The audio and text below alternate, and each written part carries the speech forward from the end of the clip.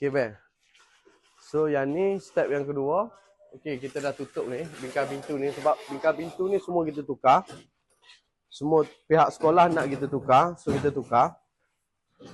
Okay. Kepada yang nak buat rumah, nak buat apa ni, kabinet, korang Roger je bos Akir. Okay, sebab company kita boleh menampung seluruh semenanjung Malaysia lah. Okay.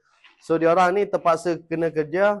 Hari Ahad tak ada cuti. Disebabkan bulan 1, kita nak bawa diorang ni ke Perlis. Okay. Ke Perlis untuk bercuti. Selama 5 hari. Okay tak bercuti? Oh, okey lah. Kita pergi pancing. Oh, boleh. Pancing boleh Boleh. So kita pergi pancing selama 5 hari lah dekat sana. Sambil-sambil kita pasang kabinet 2 hari. So yang 3 hari lagi kita bercuti lah. Okay, so kita bagi dia orang release station dulu.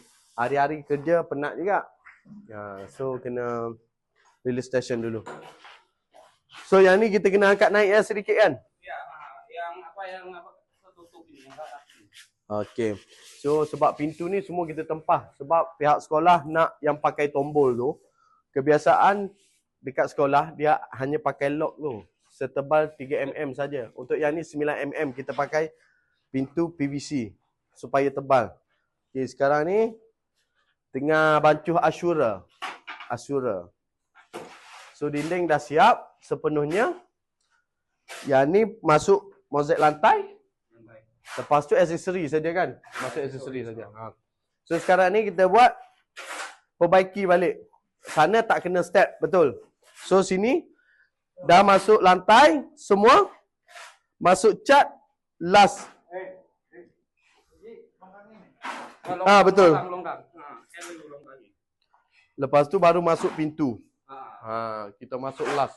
So yang ni pun dah boleh skim ni. Dekat ujung ni. Ron, ni pengalaman 5 bulan. Ni skim. Boleh?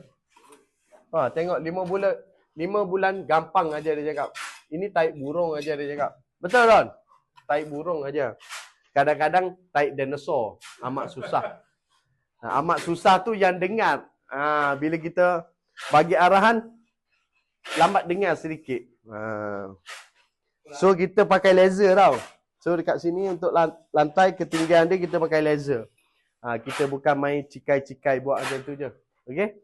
Ada laser untuk barang pun kita guna barang-barang berkualiti lah. Tak nak cerita yang manis-manis. Macam tu. So sekarang ni kita tengah buat progress kita. Buat renovation. Buat dulu. Baru claim by progress. Sama juga dengan sekolah. Sekolah ni kita buat dulu. Pakai modal kita. Dah siap dalam 2 minggu baru dapat claim tu. Lebih lambat berbanding buat rumah customer-customer di luar sana. Buat rumah customer, kita lambat buat, lambat claim. Bila kita buat cepat, cepatlah claim. Sebab kebiasaan orang tanya kita, boleh ke buat macam tu? Ada untung ke buat macam tu? Kita bagi kemudahan kepada customer, akak-akak, abang-abang di luar sana. Okay. Ni naik berapa inci ni? 2 inci? Naik berapa inci? 2 inci? 2 inci lah. Kurang lebih 2 inci. 2 inci lah. So yang ni atas skim balik. So lampu je lah tukar. Karena pas apa itu? Apa? Lantai. Ini naik. So yang ni turun dikit aja lah. Dia turun 3 cm. 3 cm. Okay. Sempat beres. Apa pun, komen dekat bawah. Korang nak suruh bos Arkir pergi negeri mana lagi. Okay. So target kita sekarang Sabah, Sarawak, Johor dan juga Terengganu. Okay. Negeri lain semua dah buat dengan kita. So kalau negeri yang sama nak buat pun boleh juga. Korang WhatsApp saja dekat bawah. Okay.